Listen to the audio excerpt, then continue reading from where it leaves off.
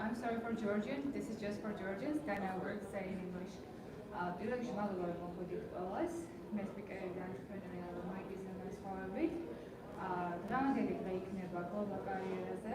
მაიკი არის ერთ-ერთი წამყვანი მწერალი და Forbes-ის ჟურნალის წარმომადგენელი საქართველოში და რაც მთავარია სამოყო მის კავკასიის ჟიურის საპატიო წევრი. Guys, გადავწყვიტეთ რომ საქონლო საღამოს ჩავატაროთ. Mike, I need you here. I'm coming. You have to come here. So he agreed. Now I will shift to English. He agreed to do for free masterclass how to have a global career and give us some tips. And all the money, all the donations will be sent and used for Ukrainian people. So I really want to thank you with all of my heart for doing all this for us. Thank It's you. my pleasure. And we're proud of you that you are part of Miss Caucasus. It's again my pleasure to be here. So Yeah. you decide. Well, thank you so much for everyone for coming here and for being so patient. I promise that it'll be worth the wait. So, to kick things off, just want to introduce myself. Appreciate the introduction. My name is Mike Swigunski. I'm a best-selling author of the book Global Career: How to Work Anywhere and Travel Forever. Now, I published this book before the pandemic, before remote working was super popular. And it's still very relevant to this day. And I'm going to talk to you guys about how, if you're from Georgia, if you're from another country, how you can build your own global career that's going to allow you to earn more money, have more flexibility in your life, and just be an all-out better experience for your career. So, just a little bit about myself. I helped build one of the fastest growing companies in the United States, which has hundreds of people working in pretty much every time zone around the world. So you're probably wondering, what do I know about remote working? What do I know about business? And during this time, I helped broker more than $120 million worth of online businesses. So it was kind of a meta experience, working at a remote company, helping other entrepreneurs sell their own remote companies to other buyers who would also buy remote companies. So all of these businesses were very profitable, and it's something that I'm still working on today. And during this talk, if I start speaking too fast, let me know. You can tell me. I'll try to slow it down because I know everyone here is not a native speaker. So in addition to that, in addition to helping build this startup company, it's taught me a lot about kind of what is required to be a remote worker, because I've helped hire dozens of remote workers. What are companies actually looking for in these remote employees? And if you're not looking to be an employee, what do you need to do to be a freelancer or to be building your own business? It's given me a really 360-degree perspective on what works and what doesn't work. And that's exactly what I'm going to be talking about today in this talk. And additionally, last thing is I've been featured on Entrepreneur, Forbes, Lonely Planet, just so you know that I have some idea about what I'm talking about. So as far as the slides, let's see if this works. Question. Are we live streaming? We are. So if any of your friends are like, oh, I wish I could be there, you can go to my YouTube channel and basically if you search Mike Swigunski, it'll pop up and you can send them live stream. And if you just love this talk so much, it'll be on my YouTube channel. I'll have the details at the end if you just want to keep watching it over and over. So one last thing, I'm going to be giving out some copies of my book. So one of the things I want you guys to do is take photos, take videos, and if you tag me, go ahead and scan this right now. This is going to be a part of the contest. All you have to do is follow me on Instagram, take a photo of this talk or a video, tag me on Instagram, and then I'm going to be giving away signed copies to around 5 people. So there's a good chance if you do this during the talk, just scan this QR code. It'll open my Instagram. And all you got to do is just take a photo or a video during this talk, tag me on Instagram, and then at the end I'll be giving out free copies of my book. I'll be signing them and giving them away. So I'll go ahead and give you a second. If you haven't used QR codes, I think everyone's used to scanning the menus now. You just got to point your camera up here and it should pop up. So I'll give you a second for that. It works, I checked. It worked? Yep. Did you guys all try? I did. Okay. So, and whoever gets the best photo, I'll be giving you signed copy. So I've got, Really? yeah. Come on, we don't count. Yeah, who's gonna be sending photos later?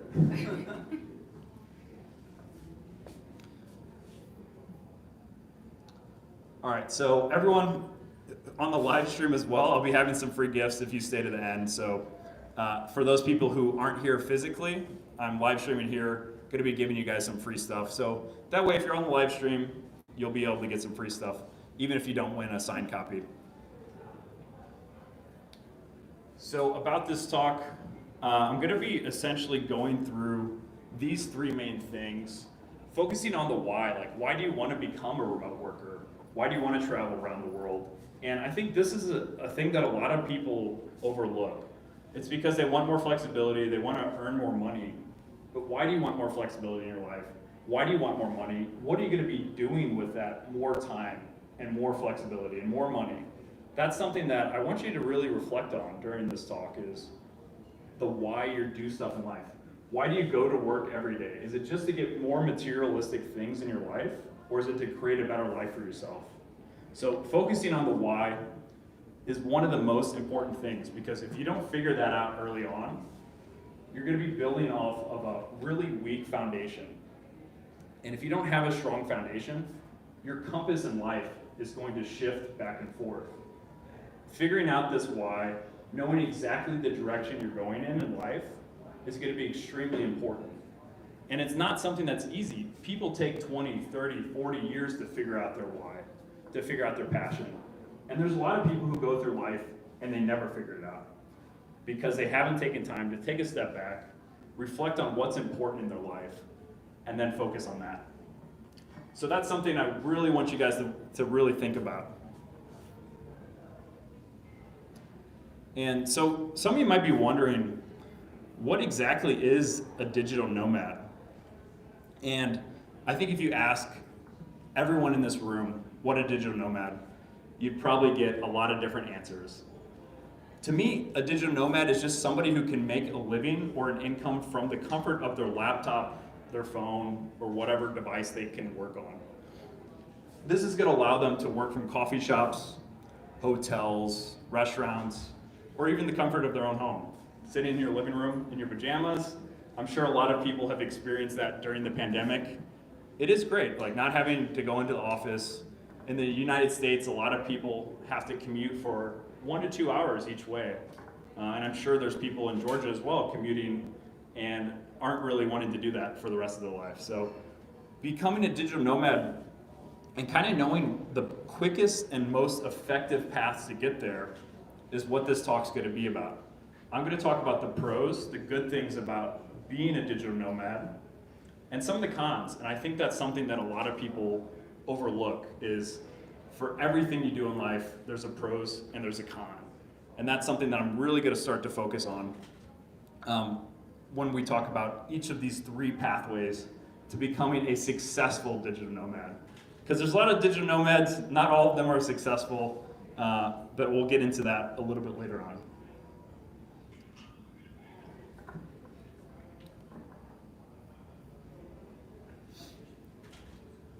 So why become a digital nomad? And this slide's kind of made for United States, but geo arbitrage is a big important one. And that's why a lot of expats are coming to Georgia, because they can earn a US salary and they can live in Georgia. And you might be thinking, well, I'm gonna earn a Georgian salary, I'm already living here. But the thing is, I'm gonna show you ways that you can earn an international salary, a US salary, and still be living in Georgia. So you can enter the international workplace and triple or quadruple your current salary. And I've helped people literally do this within a couple months, where they go from no skills, no experience, and within a few months, they're earning more than their cousin or their uncle who's a doctor, just by entering the international marketplace for working. And can you imagine showing up to your family event, you've got an international job, and you're making more income than your cousin or your uncle who's a doctor? It's pretty impressive.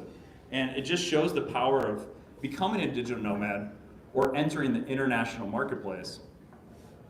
So the next thing is, why do you want to become a digital nomad is because you have a better work to life balance. A lot of remote jobs or remote companies, they allow you more flexibility. So you can kind of plan your life and then work just kind of falls into place. Of course, you still have to be productive. You still have to be efficient and effective at your job, but there's a little bit more flexibility. Meaning, if you need to go to the dentist or the doctor or you need to go to a family event, usually they don't care about that as long as you're able to get your work done for the week. And a lot of remote companies and positions are structuring the work in a way where you have KPIs or certain goals for the week. So as long as you're hitting those weekly goals or those daily goals, it doesn't matter if you're doing it at 5 a.m., 5 p.m., or 10 p.m. As long as you're being productive, you're able to build a better, more flexible life. And that's another great reason of why this is so important and something that's very interesting for the future of work. And I think remote working is the current present thing. More people are remote working now than ever. The real future of work is more flexibility in the workplace. And then lastly, you get to travel and see the world. If you're able to work from your laptop and you're earning an international salary that's 3 or 4 times more than your current salary, you're gonna have extra income to go on those trips around Europe. You're gonna have extra flexibility to go work a month in another country. This is gonna open a lot more opportunities than if you have to go to a physical location or destination for your job every day.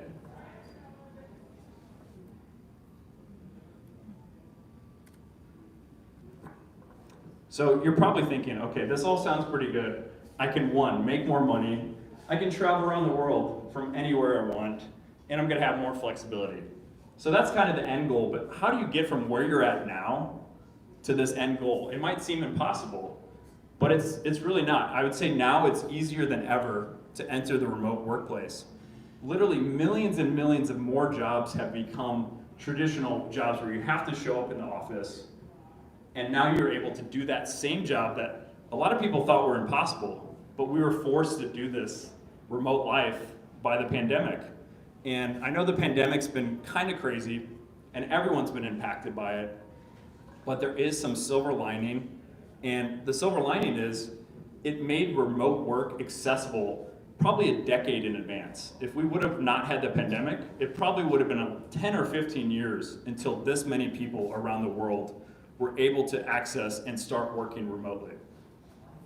So now is the best time ever, literally in the history, to get a remote job and start working remotely. And one thing I want to say is, a lot of times, and I used to think this when I started remote working, my first job out of college was a physical job. I was teaching financial economics at a university in the Czech Republic. And it was great. I had a lot of freedom. I didn't have to work a ton of hours. I was able to travel. But eventually I figured out I really need a remote job. It allows me the possibility to work from anywhere, to travel, to earn more money. And I used to think, this was back in 2011, a long time ago, I used to think that remote jobs were only for people who knew how to code. Developers, programmers, these guys sitting in their laptops just with their glasses on. And I had no idea how to do that. But I think this was kind of the way back then. There was 80% of jobs that were remote were for tech startups or people who knew how to code. That has vastly changed, and my remote work experience is with marketing and sales. So if you're able to do anything like that, it doesn't have to be a technical job. So I just kind of want to talk about that myth about remote working, that you think you need to be some technical person, which you don't really need to be. If you know how to use your phone, if you know how to use Instagram, if you showed up here, it means you did it. You're technically savvy. You're able to figure it out. So one last thing that I always recommend people that are looking for remote jobs, it's difficult. A lot of people don't know where to look, and they don't know how to systematize their process. So when I work with people that are trying to find remote work, is we set a quota, blocking out every time at 5 p.m., you're gonna apply for 10 jobs every day. And then you have a goal After a week, that's 50 jobs. After 2 weeks, that's 100. For a month, you've got 200 jobs that you've applied for. And of course, there's some better things. You need to optimize your resume. You need to be doing everything you can to stand out in the job application process. But if you're getting into that consistency, you're going to have much better results, because most people go about this with the job seeking process. They have 1 or 2 days or maybe a week, and then they just don't hear back. They don't keep going because they haven't put the systems in place to make it work. And for all of you listening here, I'm going to have a link to the slides. So if you want to get anything from this, like, I'll have a link where you can find all the slides, because I do have some like websites and stuff that are going to come up. So just keep that in mind. So you might be wondering, what are the pros and cons to remote working? So I made the promise that I would talk about the good stuff and the bad stuff. So the pros for remote working, and I would say if you're currently have your day job right now, a remote job is probably the easiest and fastest way to have a reliable income and more flexibility. You can essentially be doing whatever career you're in now and find a remote job. Most likely from a US or international company where they're gonna give you a higher salary. The great things about remote jobs, every month or every 15 days, you're gonna get a paycheck. You're gonna have the flexibility and the benefits and stability of working for a company. Again, some of these companies might be startups or they might be smaller, so there might be some sort of inconsistencies or risk with them, but it's gonna be probably the safest route to becoming a digital nomad, because you're gonna have that consistent income. The last thing is, on the pros, is no matter what skill level you're at, I'll get into this a little bit later, but I've helped somebody who was a farmer get a remote job. They literally went from farming to remote working in a matter of months. So no matter what your skills are or what your experience is, I guarantee you have that. You probably just aren't displaying it correctly on your resume or on your CV in the ways to get you and land you a remote job. There's openings for no matter what your skills are. So the cons are, you're still gonna have to work. You're gonna be trading time for money. And that's fine for a lot of people. And I think this is the path that I took. I went from remote working to entrepreneurship. And I think at some point, it just takes people time. And the great thing about remote working is you can build out other side hustles or other businesses while you're learning skills and getting more experience. So remote working, even though you do have to put in the effort, I like to reposition it and think, hey, I'm getting paid to work 40 to 60 hours. No, I'm getting paid to learn a new experience or a new skill set that I'm gonna be able to implement in my business maybe in 2 or 3 years. So find a job where you're gonna be learning these skills and experiences that are gonna come in handy to build your own business in the future. So one of the other cons is it can be a little difficult to find remote jobs. So I did a job posting here. I was on jobs.ge or hr.ge, and a lot of the jobs, they're just not remote. So they're kind of buried in between. So it can be a little difficult to find these remote only jobs. And this next slide is going to share you some resources on where you can find these remote jobs that are going to pay you a great international salary. And then lastly, one of the last cons is you're not your own boss. You're going to be reporting to somebody. Most likely you'll have a manager, depending on what level you enter the company at, which isn't a bad thing. A lot of times these bosses will become your mentors, or they'll be your teachers that are going to help you level up in life and in your career.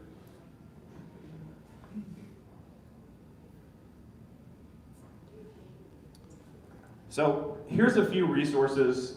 This is a great slide to take a photo of. Again, I'll have a link at the end of this for everyone who wants to get these slides. Globalcareer.io, it's my own website. Basically, this is one of the best websites to find non-technical, meaning you don't need any coding or development experience, non-technical remote jobs that are going to pay you an international salary. The second one is angel.co. I love this website. It's going to be mostly startups that have VC funding, meaning they've been given millions and millions of dollars from VC, from venture capital, and they're able to pay quite a bit of higher salary than some of these other jobs out there. And the thing I love about angel.co is on the job description, it actually shows you the salary data, which when I've done some interviews in the past, I get through to the second interview or the third interview, and I find out the salary that they're handing out is half of what I was expecting. So it can be a little frustrating, and that's one thing I really like about angel.co. The last thing is Dynamite Jobs.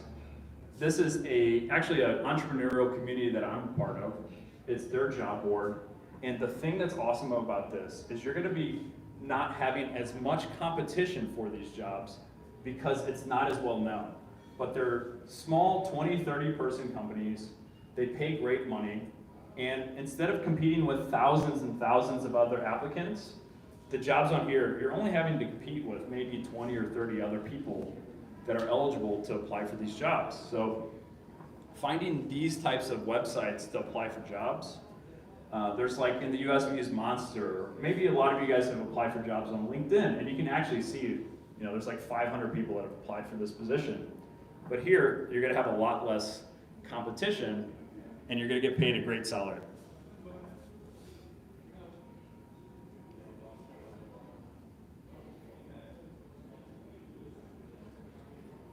So I want to introduce you to my student, Jacob. I mentioned him earlier. So everyone, meet Jacob.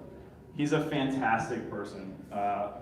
He was a guy that I was working with, and the first time I got on a call with Jacob, he's like, hey, I'm a farmer. I want more flexibility, and I want to make more money. He wanted to be able to move his family from where he was at to live in other parts of the United States, and he was just really struggling. But I could just hear it when I talked to Jacob that he had the motivation.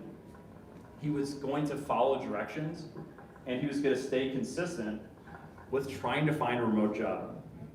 So he was initially, when he talked to me, he was earning $36,000 per year, which is, a pretty small salary in the United States, depending on where you're living. And after 2 months of working with me, he was able to double his salary, go from being a farmer to being a remote worker. So I just want you to see this, that this is kind of one of those extreme examples that if you have any limiting beliefs about yourself, that you can't do this, or you don't have the skill sets to become a remote worker, I want you to think about Jacob, because he was able to go from farming to remote working within 2 months and double his salary. And the reason he was able to do this was he stuck at it. He kept going, he followed my process, and he was able to make it happen. He showed up and he kept going, he persevered, and it was well worth it. He's now able to have more flexibility to spend time with his family and travel around the United States and also double his salary and double his income and elevate his lifestyle, all within a matter of 2 months. Can you imagine doubling your income that you have right now within 2 months? So you're probably thinking, okay, maybe this works for Americans, but what about us Georgians? Like, is this gonna work for us? And I think there's a few things that you need to work on if you're gonna enter the international workforce. If you speak good English, if you know good English, that is number one. Pretty much every job, that's gonna be the main requirement. So depending on your English level, it's one of these things that you need to figure out how to be a good speaker, how to be a good reader, and how to be good at writing. You don't have to be perfect, but you need to be able to work for one of these remote companies that's most likely going to be communicating with you in English. So let me change this slide here. So you're thinking, the average salary for Tbilisi, probably can correct me if I'm wrong, around $500 per month. And if you were able to 3 or 4 times this, just by spending a couple months searching for international jobs on these websites. And the great thing is you don't have to quit your job, what you're doing now. You can start applying for these jobs. Make sure it's a good fit. And you can literally triple, quadruple your current salary all within a matter of a few months. So, like I said, one of the main things you need to do is optimize your resume. I work with a lot of European people they're sending resumes for American companies. They've got their photo on there. They've got like 3 or 4 pages when they only have a few years of experience. And Americans, we can't accept those resumes. A lot of companies, if they have a photo on there, it gets auto-rejected because it's like not complying with certain regulations. We just can't do that. We can't judge people based on their photos, unfortunately, but we just can't. So making sure whatever country you're applying for, figure out what their sort of resume template's like. In the US, we don't put photos on there. And there's some other differences between a CV and a resume. So figuring out what you need to do. And a lot of times people focus on the resume, they just try to make it look beautiful, which is important, but once it gets uploaded into this company system, all that beauty gets erased. You just have the data.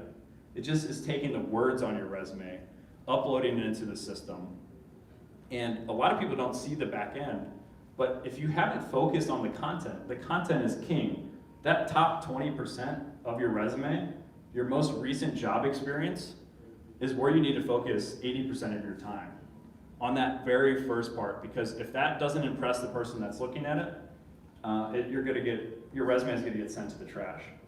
And the next thing is optimizing for the applicant tracking system. If you're applying for any of these remote jobs and you don't have the right keywords in your resume, you're gonna get automatically disqualified. Meaning if you're applying for a sales manager job and you don't have sales manager or sales management or any of these keywords on your resume, there's gonna be an ATS system that automatically declines your resume because you're not a good fit. These companies are getting thousands and thousands of resumes sometimes for these positions. So you really have to check the positions you're applying for, making sure that, hey, maybe you have sales management experience and you just didn't put it on there, or you put it on there once, or you use a different spelling. So you really need to optimize your resume, spending a few weeks doing these best practices before you start applying for jobs.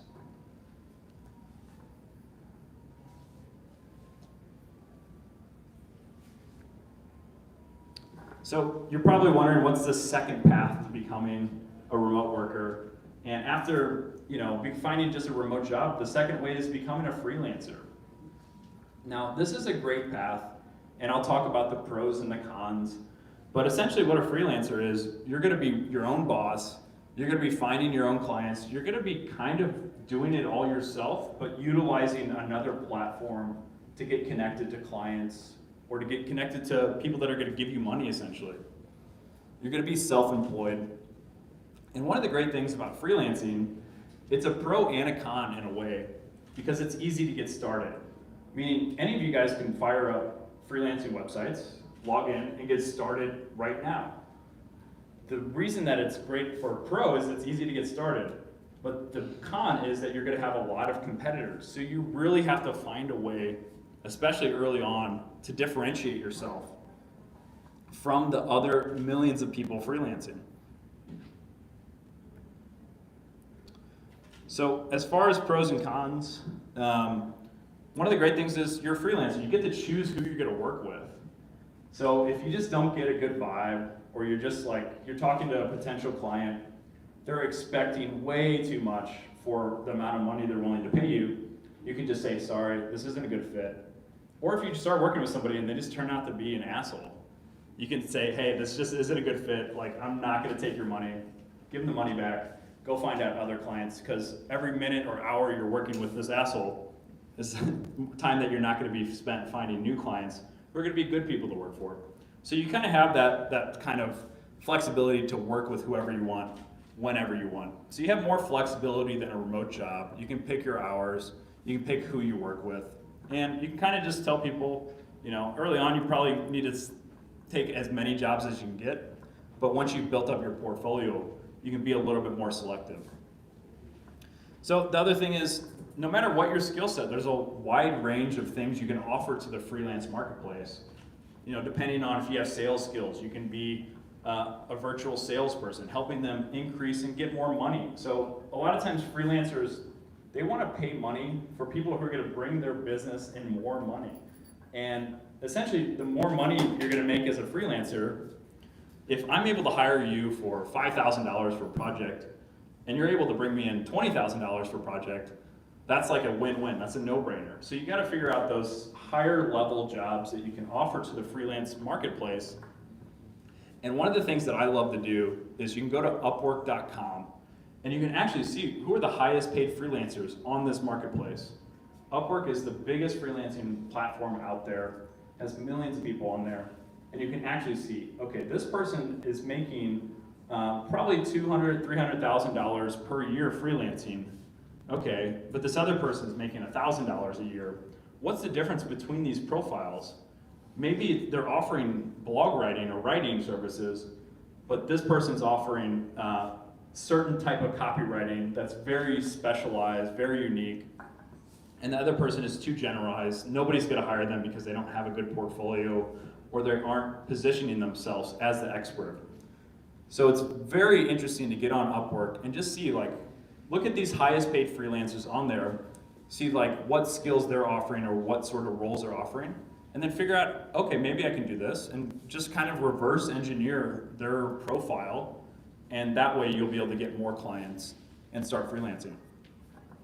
So the cons are pretty much every freelancer that I've seen, they kind of have this roller coaster of ups and downs where it's, okay, 1 month they're going really hard on sales, they're getting a lot of new clients, and then the next month they're spent fulfilling these clients and their sales kind of drop. So it's kind of this up and down thing where it's a little bit harder to figure out how do you get that more consistent, where it's just consistently you're having good sales, you're having good new clients. But that's one of the cons, is just early on, it's gonna take some time to figure it out. But great thing about freelancing is a lot of times, after you've been doing it for a while, you're gonna have repeat clients and customers coming back to you, and they're gonna be some of your highest paying clients because they've worked with you, they know you can deliver good work. And then lastly is, you're gonna be self-employed, so you're gonna have to pay more out-of-pocket expenses. You're gonna essentially need to pay for your healthcare, your dental plan. You're not gonna get paid vacation, unfortunately. So that's a few of the pros and cons of freelancing. And depending on where you're at, I would say if you don't have a really narrowed skill, it's probably best to start with remote working. If you have 1 or 2 really good skills that you think you can get a freelancing job, you can go ahead and start trying to see if you can get some clients on Upwork. And I'll go ahead and post some of these websites that are the best websites for finding freelance clients. So the first one, and honestly, if you're interested in freelancing, I would just start with Upwork.com. It's the biggest, it has the most opportunities. All the other ones are good, but they're just a little bit different. They have a little bit less people on it, but Upwork is essentially the first place to start. Focus on there. See if you can come up with something great to offer. People per hour is a little bit different because they do have freelancers, but they also have gigs, so it's kind of like a blend of Upwork and Fiverr where you can just search for gigs and just hire somebody for this very specific task. It's like, okay, I need a logo for $50, I hire this person. So it's a little bit different, and then the last one is freelancer.com, but again, I would urge you to start with upwork.com and then just go from there.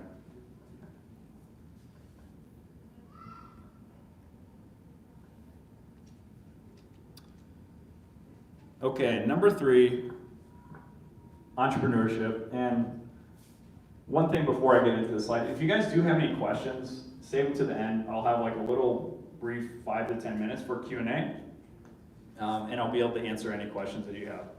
So if you have something, just write it down, and we'll be answering those at the end. So as far as entrepreneurship, oh, dominoes. As far as entrepreneurship, you're going to be starting from scratch. And this is why a lot of people, I think, are intimidated by entrepreneurship. They need that big, light bulb idea to go off to really get started. And with entrepreneurship, it can be a little scary because maybe you need money to get your idea. Maybe you've got the idea, but you don't have the money or you don't have the skills to implement it. So there's a lot of things of what prevents entrepreneurs from getting started. And I think starting from scratch is one of those things that can be a little intimidating. And the second thing I want to talk about is My expertise is in helping people buy and sell already established and profitable online businesses. So basically, instead of starting from scratch, you can buy a business that's already generating cash flow, anywhere from $1,000 a month to, I've helped sell businesses that are generating $100,000 a month in profit. So it doesn't matter what type of level you're at. You don't have to necessarily start from scratch to become an entrepreneur. You can buy these already profitable businesses, implement a growth strategy to start growing this business, or just start operating it. And if you're wanting to start from scratch, I highly recommend doing this method. And a lot of people think they need years and years to create a business, but I've helped essentially figure out if this business idea is going to work within a week or even a weekend. And what this process is, essentially what you do is you survey an audience. You go on a Facebook group, you go, hey, there's a free survey here. You find let's say you're trying to find a business that would be appealing to moms. So you go to one of these mom Facebook groups, you say, hey everyone, I'm trying to come up with an idea for a new product and service. If you just take 5 minutes, we take the survey, and essentially on the survey is you're qualifying them to see if they would be a good fit for your product. After they take the survey, you get on the phone with them, and you essentially try to sell them this product that you haven't built yet, you don't have it, but you're essentially just trying to see if they're gonna be a good fit. So you look at their responses. Out of 50 responses, I usually have 10 people that would be a good fit, or what I think would be a good target market for my product, service, or whatever the idea is. Get them on the phone, and the concept is essentially going to be proved if you can get them to take out their wallet and give you money for this product. So until you can do that, you don't need to spend any money, you don't need to invest anything, you need to prove this concept. And after you've done the survey, you're going to learn so much from talking to these potential customers, and maybe you get it right the first time. People are like, I want this, I need to have it, I'm going to give you money right now. It's not proven until they take out their wallet and actually pay for it though. So once you've done the survey, once you've gotten on the phone, you can build the MVP and you can pre-sell stuff. You can just say, hey, this is essentially what Kickstarter is they haven't built these products yet, they're just proving the concept. They're getting pre-sales, and then they're going and taking this money to build the products. But you can do this for your business idea without spending a dime. You just have to spend some time, get people to fill out the survey. Once you've proved the concept, you build this minimal viable product. This is essentially the base level of your idea, meaning it doesn't have to be perfect, but whatever you can do, the cheapest path to get the most people on board. You just have to build this MVP, and then you go out and start selling it, testing it, and then essentially what you're going to do is prove this concept or this business idea by selling your MVP. And you can tweak it, you can verify it, and then you can scale it. So once you kind of have the MVP built, you can make adjustments, you're going to get a lot of feedback. But once you have the product figured out, all you have to do is worry about scaling it. And this is something that doesn't take years. Like I said, you can do this within a week, or a couple weeks, or maybe even a month.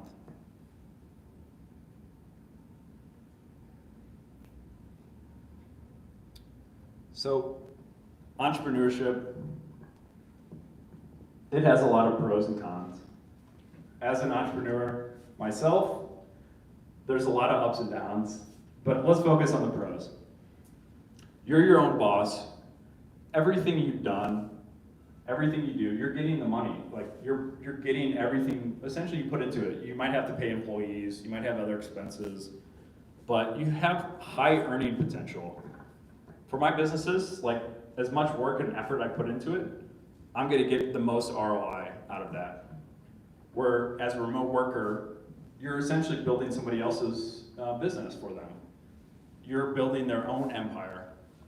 And you're just kind of going along for the ride. You're getting compensated for that, but your earning potential as a remote employee, maybe 5%, 10% year over year increase in your salary, but it's really going to be capped and limited. Whereas an entrepreneur, the sky's the limit for your earning potential. The next thing is you can make your own schedule. And a lot of people joke about entrepreneurship, but it is a lot of work. So a lot of people are like, yeah, I quit my 9 to 5 to work for 10 to 12 hours a day to become an entrepreneur. And it's true, like, but you're probably more passionate about it and you're more excited about working for your own business because you're gonna get more ROI, you're gonna get more of that investment back and more of that earnings back. But you get to make your own schedule. Eventually, once your business starts taking off, you can figure out what you like doing in the business, what you don't like doing, and then you can hire replacements for those things that you don't enjoy doing. And then lastly, a lot of people have this kind of myth that you need maybe millions of dollars or hundreds of thousands of dollars to start a business, but I've built businesses for a couple $1,000s, even less than that. You don't need a ton of startup capital to start your own business. And especially if you're following that process I outlined before, you can figure it out without really spending more than a couple $100s on just getting people to sign up for the survey. So the cons are for entrepreneurship is there's much more risk involved. Basically, you're taking all the risk. If your business fails, then you're gonna be starting at square zero, having to go through this whole process again. Whereas, remote working, there's still some risk, but it's a lot less. If your company goes under, you can just find another job a lot easier. So if your business idea doesn't work and you quit your job, it might be a little bit more difficult. You might need to have a little bit more time to get the next business up and running. And that's why I think it's a good idea to do a hybrid approach. And when I was working for this remote company, I was building my own businesses on the side. So I had consistent income that I was using to help fund and create my own businesses. And sometimes it can take a little bit of time to get these businesses where they were earning more than my current income from my employer.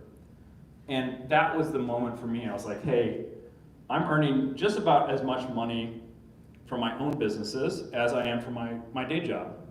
But I'm working 50, 60 hours for my employer. I'm only working 10, 20 hours a week on my own businesses. And then I realized if I quit my job and just started focusing the best hours of the day towards my own businesses, I could drastically increase my revenue and my value to my company. And within a few months, I was able to really scale my businesses by not giving my 50 to 60 best hours of the week to my employer. I was able to take just the 20 best hours of my week, focus it on my businesses, and I saw great results.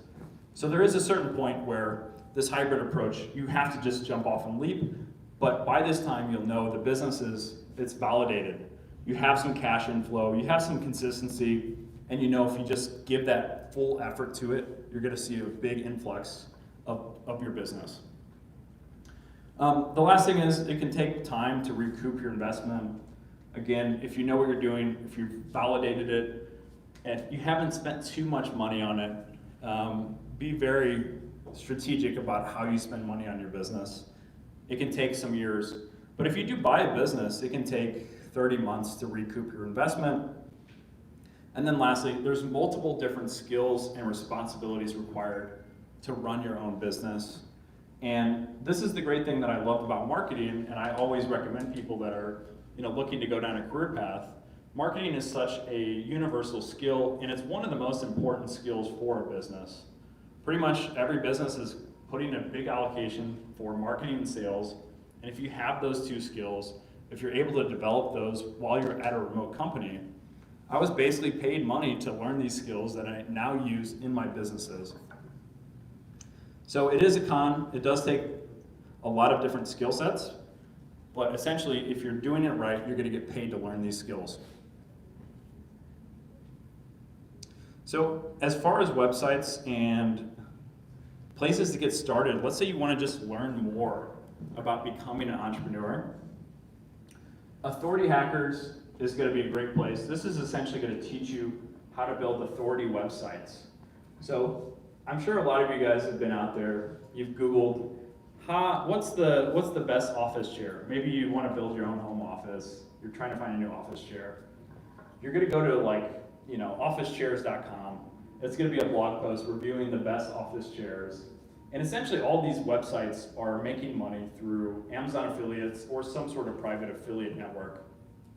An authority hacker essentially teaches you how to do this, how to build these types of businesses where you're ranking very high on Google and you're monetizing your website through becoming an affiliate. And Amazon is one of the biggest affiliate networks out there. It's one of the biggest affiliate networks in the world. So essentially you're reading this blog post, you think it's just some guy in his basement writing content about the best office chairs, but this person is building an authority website to make money. And most people don't realize that, I don't know, the majority of blogs that you're reading are incentivized by money. They're only reviewing shares on Amazon because they're only doing that for the affiliate commission. So it does teach you exactly what type of content to write, how to structure your website for search engine optimization, which is essentially SEO, and that's going to help you rank the highest on Google, so that way you're getting more people coming to your website, you're getting more clicks, and you're getting more affiliate commission. The second business on here is empireflippers.com. This is the company that I helped start and helped build from 4 people to where it's at now with over 100 people. And essentially this is a marketplace to buy and sell online businesses. So if you have a lot of capital, usually between $50,000 to $100,000 minimum, you can go on here and you can save 2 to 3 years of time. You can save 2 to 3 years of trial and error and just acquire an already profitable digital asset, which is going to be anything from an e-commerce business, a software business, an application, any type of business that can be run from anywhere in the world. And then lastly, diggitymarketing.com, one of the best SEOs in the world. If you're going to be doing anything in the internet space, you need to get customers to come inside your virtual store. This is going to be either with paid traffic, so advertising on Facebook or Google, or with search engine optimization. And Diggity is the master for this. If you're wanting to get very data-driven techniques for SEO that actually work, this is going to be the website where you're going to figure out how to get more virtual customers to your website or store. So these are all 3 really great resources. And then lastly, I wanted to throw in this bonus. Maybe you haven't entered the workforce. I know I work with a lot of university students. You know, they're in their like sophomore, junior year, and they're like, it's just a little too early to start thinking about their career. And they're like, what can I do in the meantime to start, you know, entering the global mindset? And I think studying abroad is one of the best ways to do that. You can go to a university in a different country, you can improve your English, you can interact with the international marketplace, and you can learn some more skills about what's offered in this other country. You can increase your network to more people than are in your own country. So I've had people from other countries help me get jobs, so it is an important skill set to have. And studying abroad is, most universities have some sort of agreement. So if you're able to go to this university, you're essentially paying the same amount of money for earning the same credits. At least that's how it's structured mostly in the United States.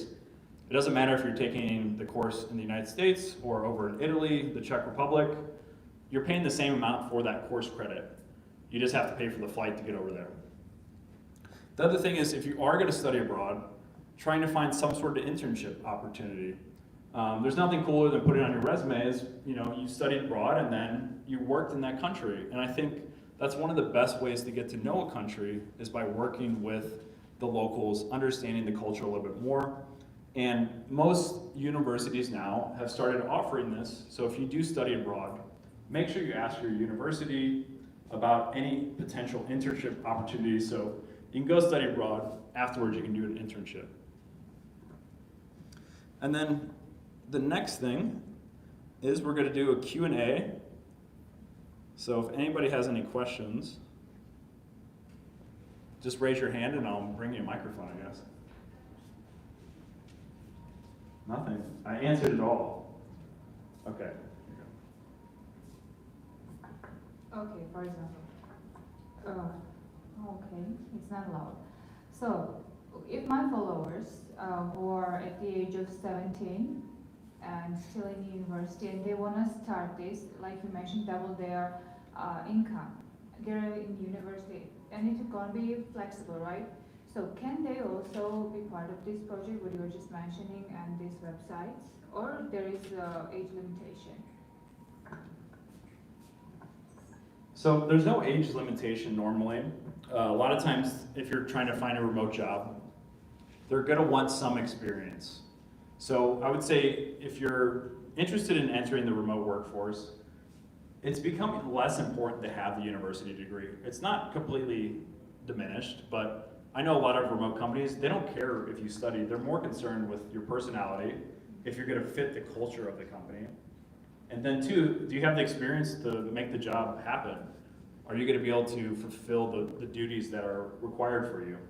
So I would say for these 17, 16-year-olds, start looking at what job openings that excite you, what they're looking for, and try to build those skills. So if it requires 1 to 2 years of working in this industry, try to find and get that experience, no matter how you can do that. And that's the great thing about internships is, a lot of times you don't have the skills, so you need to find an internship to create these skills. So I would say if you're in a university position, definitely look at internships where you can find and get this experience. And a lot of times now, internships are paying you money, so you're getting paid, and you're getting paid to learn a skill that's going to help you get a remote job and get a lot more experience in the international marketplace. But important thing is, if you want to triple or quadruple your salary, knowing English is really going to be important. I can't stress that enough. Pretty much it's the international language. Almost every European, American company, even South American, most of them are in Spanish, but the companies that are going to let you triple or quadruple your salary are going to be English-speaking companies. Not all of them, but a big majority are. So any other questions?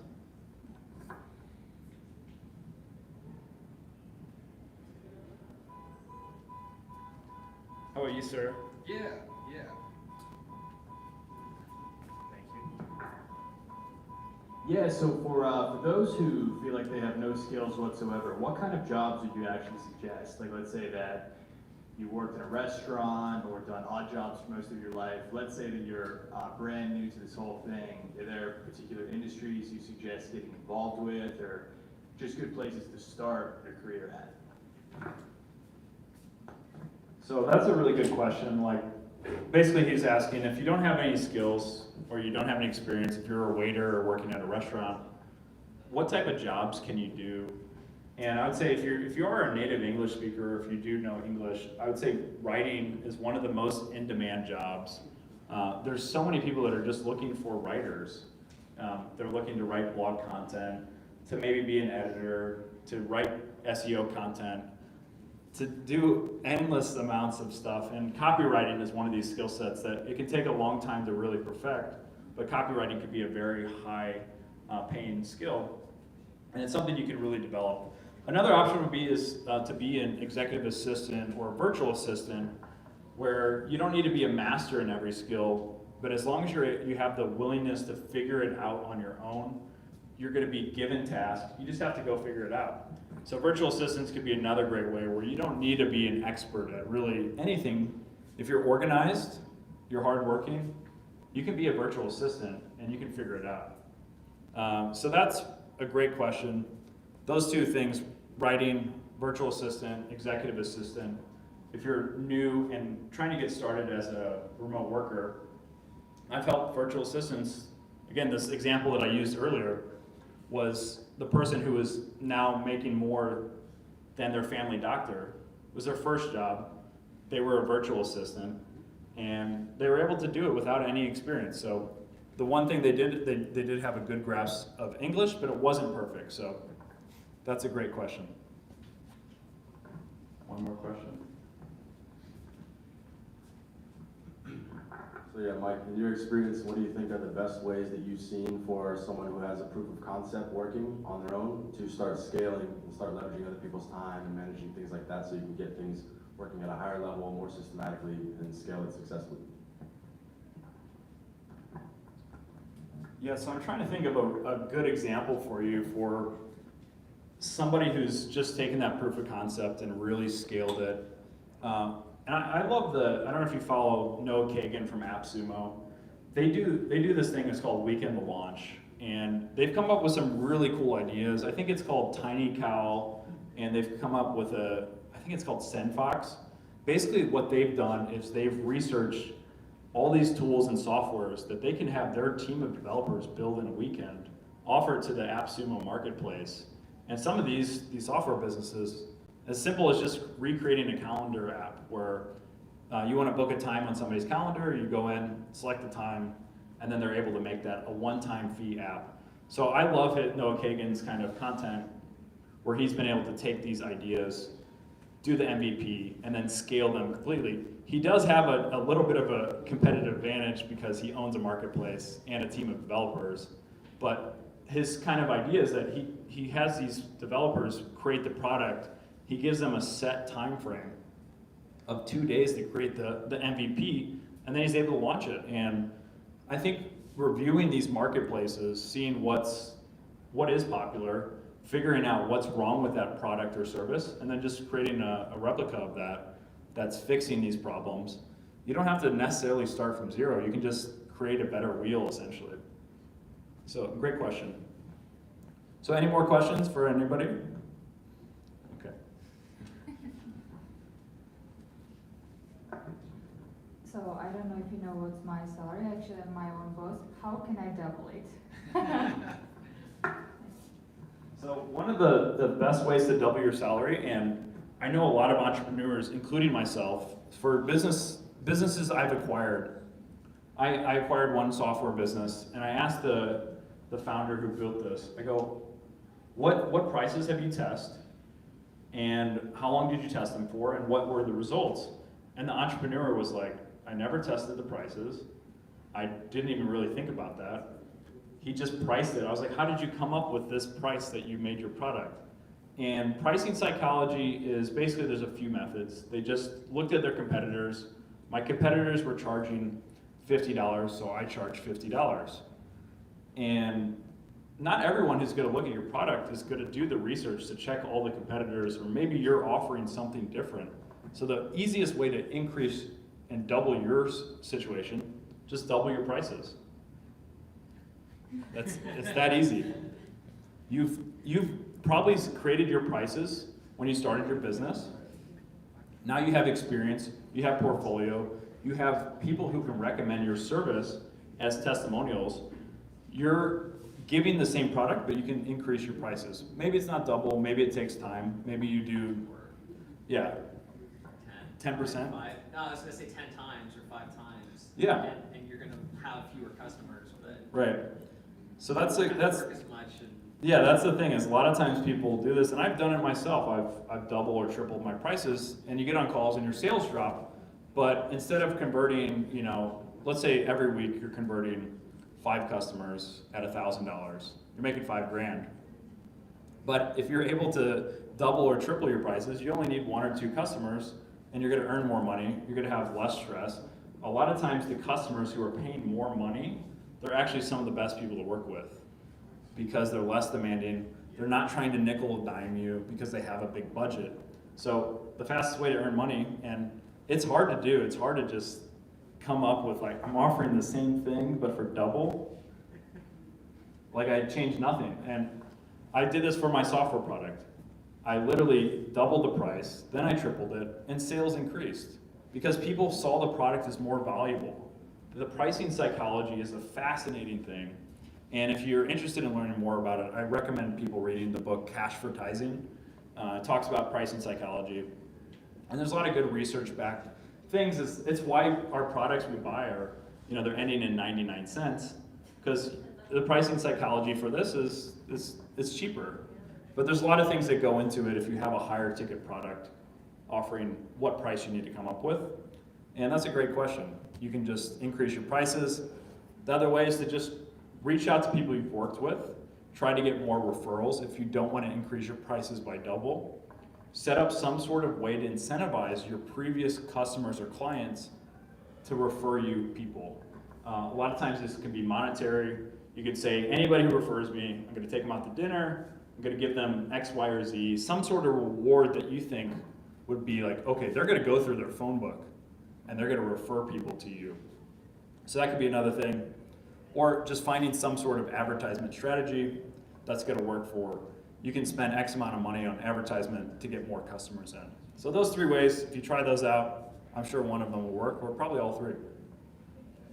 So, any more questions? Let me just check the YouTube and see if there's anybody commenting. Okay, we've got a few questions from the YouTube Live. So for those of you tuning in on YouTube, and put in your questions and I'll try to answer a few of them. What are the best ways to meet fellow digital nomads abroad as opposed to backpackers or tourists? So, great question. I would say one of the best ways and one of the ways that I meet people is through a community called the Dynamite Circle. You can look this up. It's for other entrepreneurs who are earning at least, I think, $60,000 or $80,000 a year. They have a remote business, and you can show up pretty much in any country, go on the forums, check on these groups, and you can just essentially meet up with people that are part of this community. The second way is through hosting Facebook events. If you want to meet other digital nomads or other remote workers, then hosting your events that are catering to these individuals. So if you're interested in shopping or fashion, you would host a fashion meetup, and you would meet other people that are interested in fashion. If you're interested in meeting entrepreneurs, you're hosting an entrepreneurial meetup. And that's how I've met some really great people and some great friends, by hosting my own events. So one last question here before we wrap up. How do you pay taxes when you're a nomad? Do you still pay state taxes in the USA? So this, I'm gonna preface this is not tax advice. I'm not a tax professional. Consult with a professional, but for the most part, if you're living outside the United States, you, especially depending on what state you're from in the US, you don't have to pay state taxes. Each state is different.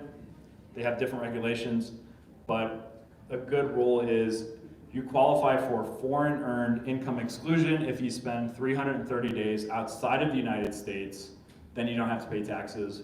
And for Georgians, I don't know the exact tax laws, but I assume if you don't live in Georgia, you don't have to pay taxes. So other than that, any other questions from anybody else in the audience? In private. In private, okay. Yeah. Yeah, if you think of anything, I'll go ahead and put up this slide here. This one here. Okay. So if you want to get the slides, if you want to get anything else from this talk, I have a link to my book, a link to a free ebook of the top 100 remote companies. That's going to be a free download. Basically, this is going to open my link tree, and it's going to give you all the details, the slides, how to get connected with me. And if you think of any questions later on, don't hesitate to reach out to me on LinkedIn, Instagram, wherever. We'll be able to, I'll try to get back to you as soon as possible. So scan this, and for those of you on the YouTube Live, if you want to go ahead and also tag me on Instagram, I'll try to find and pick somebody from the online and send them a free copy of my book. So that way you're not missing out. So I'm gonna fire up Instagram and I'm gonna just select 5 people randomly from whoever posted. So if you didn't post a photo on Instagram, now's your last chance. You gotta tag me, and then you're entered to win a free copy of one of these books that is signed by me. So, to wrap things up, I just want to say thanks for your guys' time. Thank you for coming out here. And I just want to leave you with this one last thing. It's one thing, you've taken action to come to this talk. Once you leave here, go enjoy, go process the thing, but don't wait too long to take action. A lot of times that's been my thing. I go to a conference, I'm so fired up, but then I don't implement. And this is something that I really struggled with for a number of years. And then I started doing it. I was like, as soon as I go to a conference, I take notes, I take 2 or 3 things that I'm gonna immediately implement as soon as Monday comes along, or don't even wait till Monday. Sunday tomorrow, get started on trying to improve your life by outlining 2 or 3 things you learned from here. Maybe you want to connect with more entrepreneurs. There's a lot of smart people in this room, I can tell. stick around afterwards. Try to meet some people, because these people are going to be, there's a whole row of entrepreneurs here who are very successful, who can answer some of your questions. And I would say we all live here in Tbilisi. The networking is not just something that we do from your day-to-day, it's something that we want to do this event here. So we want to make sure that people are networking. So everyone stick around. Let's all chat a little bit afterwards and try to meet each other, and maybe we can connect and build a community of expats and entrepreneurs who are all looking to grow their businesses and their personal brands and just personal development. So in sense, make sure you guys are taking action after this talk. And thank you so much for everything. Thanks for hosting, and thanks for having me. Appreciate it.